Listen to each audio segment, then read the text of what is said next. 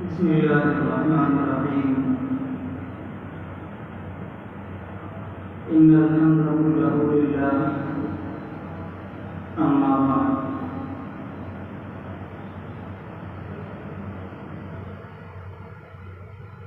وہی بزم ہے، وہی درود ہے، وہی عاشقوں کا ہجوم ہے۔ وہی بزم ہے، وہی درود ہے، وہی عاشقوں کا ہجوم ہے کمی تو بس میرے والد کی جو کہے مذاق کرے ہے۔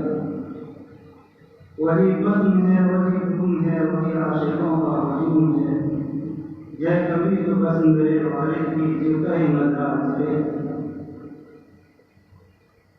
قابل قدر اساتذہ کرام، مہمانان اعزام اور طلبہ عزیز،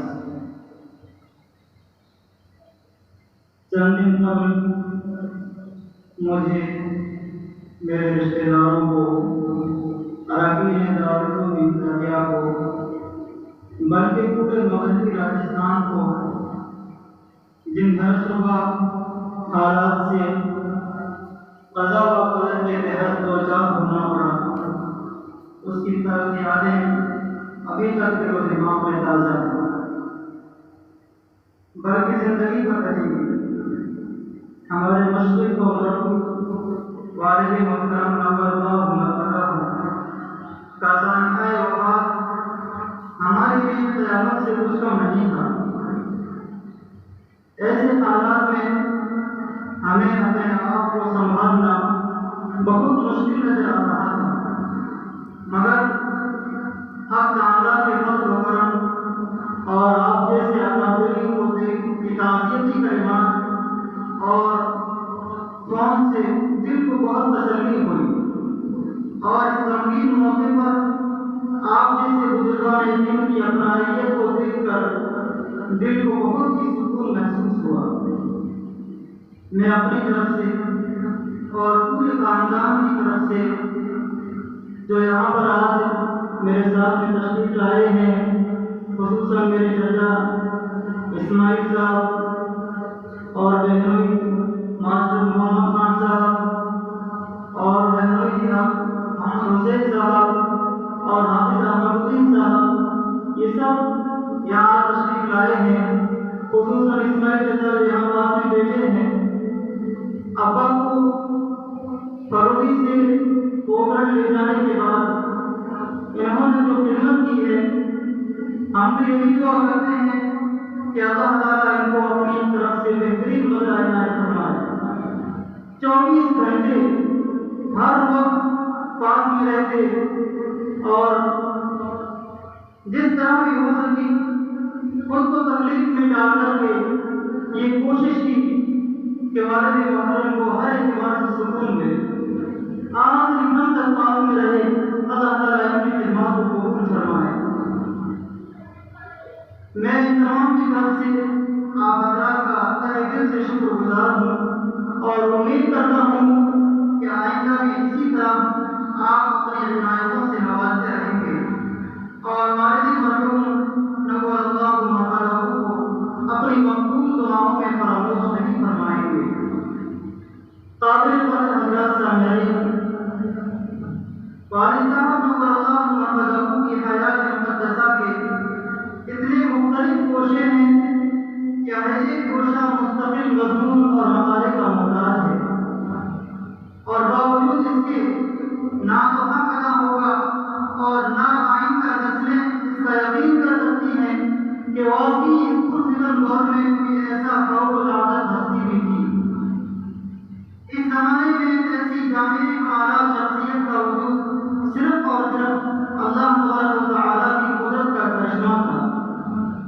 حضرت رحمۃ اللہ علیہ کی سوانح بیان کرنے والے بیان کرتے رہیں گے، لکھنے والے بہت کچھ لکھتے رہیں گے، بلکہ بہت سارے عقیدت مندوں نے بہت کچھ لکھا بھی ہے، لیکن جو کمال کسی کو خود حاصل نہ ہو اس کا صحیح ادراک کیسے ہوگا؟ میں آپ حضرات کے سامنے حضرت والد صاحب نور اللہ مرحبا کی چند وصیتیں ہیں وہ پیش کرنا چاہتا ہوں، جو والد صاحب نور اللہ مرحبا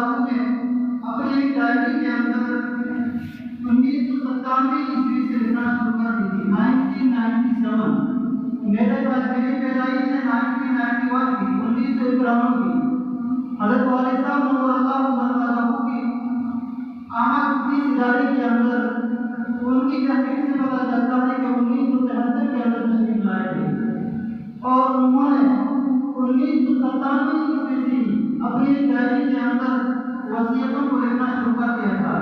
اس بات سے اندازہ لگایا جا سکتا ہے کہ حضرت نے کب سے اپنے سفر آخرت کی تیاری شروع کر دی۔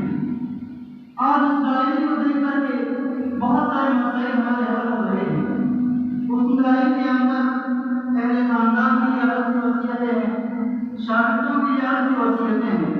میں ان وصیتوں کو ایک کاغذ کے اوپر لکھ کر کے لایا ہوں جو ہمارے لیے بھی ہے اور خصوصاً شاگردوں کے لیے بھی ہے، وہ پیش کر کے میں اپنی جگہ لکھوں گا۔ ڈائری کی پہلی صفحے پر انہوں نے تاریخ لکھی ہے 1997 میں سن عیسوی۔ پھر آگے لکھا ہے، غور سے پڑھیں، دیکھیں اس میں ضروری باتیں کام کی ہے۔ عزیزو، میرے بیٹوں اور میرے شاگردوں، حتر وسا حقوق و لباس کو ادا کرتے رہنا۔ دامیں کرمیں قدمیں سوکھیں، جیسا بھی ہو احمد کو ضرور یاد رکھیں جو آج آپ کے تحفے کا محتاج ہے، یعنی اصلاح ثواب کرتے رہیں۔ طلبا کو سمجھانے کے لیے غلطی ہو جائے تو معافی میں دیر نہ کرو، فوراً رجوع کرو۔ دنیا کی رسم و رواج میں گھل مل کر اپنے آپ کو مصیبت میں نہ ڈالو۔ دین اور دنیا جب ساتھ میں آ کر کھڑی ہو جائے، تعلیم کی لائن سے ہو یا کسی اور طرح سے دین کو ترجیح دینا پچھتانا نہیں پڑے گا۔ آج کل اکثر پڑھے لکھے لوگوں میں مصلحت نام سے ایک مرض چل رہا ہے۔ یہ بات اکثر ہم کو اور یہاں ادارے کے اندر بھی فرماتے رہتے تھے۔ آج کل اکثر پڑھے لکھے لوگوں میں مصلحت نام سے ایک مرض چل رہا ہے جو سراسر جھوٹ اور دھوکہ ہے۔ اس سے چوکنا اور ہوشیار رہنا، ورنہ برباد ہو جاؤ گے۔ اسی وجہ سے آج کل کے اکثر علماء دنیا کے عالم بن گئے، دین کے عالم نہیں ہے۔ چاہے تھوڑا ہی ہو، یہ بات کہ ہمیشہ فرماتے تھے، خاص طور سے اپنے شاگردوں کو بھی کہتے رہتے تھے، جو بھی ان کی ملاقات کی آتا تھا تو ان کو کہتے تھے کہ چاہے تھوڑا ہی ہو، تہجد کے اندر قرآن پڑھنے کی مداومت کو لازم پکڑنا۔ اپنی اولادوں کی تعلیم میں دل میں دین کو ترجیح دینا، دنیا ذلیل و خوار ہو کر آپ کے قدموں میں آئے گی۔ اپنا وصیت نامہ ضرور لکھ کر رکھنا۔ مومن کی بھی سیوا نہیں کہ اپنا وصیت نامہ سرہانے نہ رکھے۔ میرے عام عزیزوں سے عموماً اور خاص سے خصوصاً، خاص سے مراد گھر کے خاص کو، شاگرد اور خاص دوستوں سے مؤدبانہ درخواست ہے کہ آپ اپنی ہر نیک دعاؤں میں مجھے یاد رکھ کر میری مدد کریں۔ زیادہ نہیں تو کم از کم روزانہ ایک بار مجھے یاد کر کے مغفرت کی دعا کر دیں۔ اگر ہر نماز میں یاد کر لیں تو آپ لوگوں کا احسان ہوگا اور حق بھی ادا ہوگا، آپ کا بگڑے گا کچھ نہیں اور میرا کام بنتا رہے گا۔ میں منتظر رہوں گا، دیکھو میرا کون ہے۔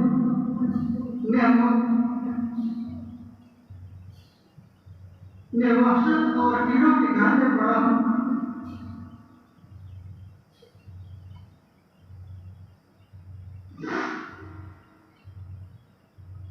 میں وحشت اور کیڑوں کے گھر میں پڑا ہوں، محتاج ہوں، کچھ کر نہیں سکتا، ذرا تصور میں لانا۔ میرے پیارے بیٹوں اور شاگردوں، عوام کو دعا کا طریقہ بھی بتانا اور بات بھی سمجھانا۔ دعا مانگنے پر ضرور قبول ہوتی ہے، رد نہیں ہوتی، مگر 4-5 ترتیب میں سے کسی ایک ترتیب پر یا تو فوراً وہی چیز مل جانا جو مانگی ہے، یا کسی مصلحت سے اس کے عوض میں دوسری چیز کا مل جانا، یا اس کے عوض میں کسی آنے والی مصیبت کا رک جانا، یا پھر کسی مصلحت سے آخرت کے لیے ذخیرہ باقی رکھنا، یعنی اس کا عوض آخرت میں ملنا، اور جب آخرت میں عوض ملے گا تو انسان تمنا کرے گا کاش سب یہاں کے لیے باقی رکھی ہوئی ہوگی۔ دعا قبول ہونے میں آٹھ، عنوان لگایا ہے دعا قبول ہونے میں آٹھ کے نیچے لکھا ہے حرام کا کھانا یا پہنا ہوا دعا مانگی تو قبول نہیں، غفلت سے دعا مانگی گئی تو قبول نہیں، یعنی زبان سے مانگنے کے قول بولے جا رہے ہیں، دربار عزیزی میں اور دل کہیں اور جگہ گھوم رہا ہے۔ پھر ایک پیج پر عنوان لگایا ہے توفیق الہی بڑی دولت ہے اور اللہ والوں کی ماننے میں بڑی کامیابی ہے۔ پھر اسی پیج کے اندر لکھا ہے توفیق الہی نہ ملی اور اللہ والوں کی نہ مانی تو نبیوں کے گھر والے کی برباد ہو گئے، جیسے نبی سرکار محمد صلی اللہ علیہ وسلم کے چچا ابو طالب اور حضرت نوح علیہ السلام کا بیٹا۔ نمبر 2، کئی آدمی بیت الخلا سے نکلتے ہیں تو پاک ہو کر، اور کئی آدمی خانہ کعبہ سے نکلتے ہیں تو ناپاک ہو کر۔ یہ توفیق الہی کی بات ہے، اس لیے بس اللہ سے ہمیشہ توفیق مانگتے رہو۔ اللہ تعالیٰ بندوں سے قرض مانگتا ہے تو سائلوں کو قاصد بنا کر بھیجتا ہے، بس ہر وقت چوکن نہ رہو کہ کب آ جائے۔ عقل مندوں سے جنگ کرنا بیوقوفوں کے ساتھ کبا کھانے سے زیادہ آسان ہے۔ جب شیطان انسان سے 4 باتوں میں سے کسی ایک کو حاصل کر لیتا ہے تو کہتا ہے کہ مجھے کسی اور کی ضرورت نہیں۔ نمبر 1 تکبر، نمبر 2 اپنے اعمال کو زیادہ سمجھنا، نمبر 3 گناہ کر کے بھول جانا، نمبر 4 پیٹ بھر کر کھانا۔ یہ سب کی جڑ ہے۔ مکانوں کو بنا کر برباد ہونا ہے، مسئلے کے دوسرے حساب دے گا بنانے والا، مگر جس نے آگے کے لیے کیا وہ بڑی ہے، مبارک ہے۔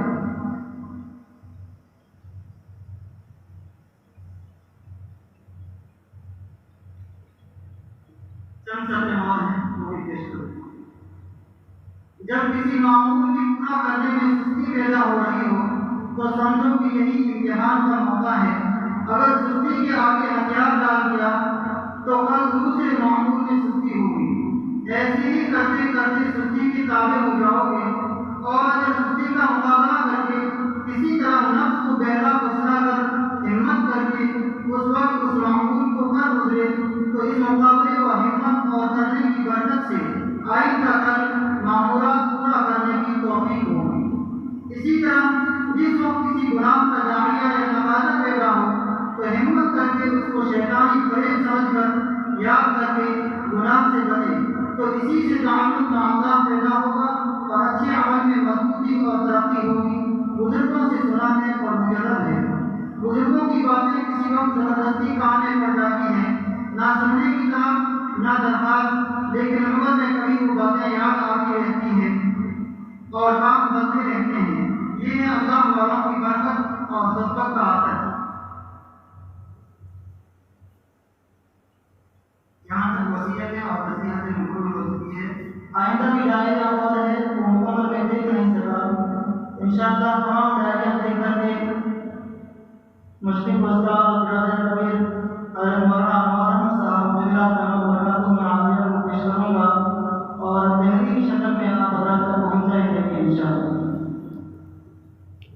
دل میں ہے اس کی یاد بھی خوشبو بسی ہوئی، کیا پھول تھا کہ شاخ زماں سے اتر گیا۔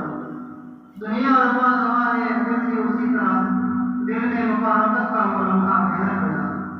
قرآن سے اس کو تھی وہ محبت کے دل لگی، قرآن سے اس کو تھی وہ محبت کے دل لگی، اس کا جو آخرت کا سفر تھا وہ سمجھ گیا۔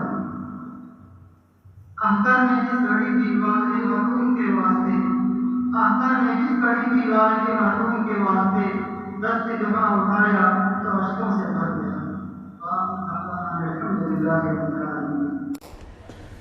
Thanks for watching. Don't forget to like, comment, share and subscribe to Al Wahid channel.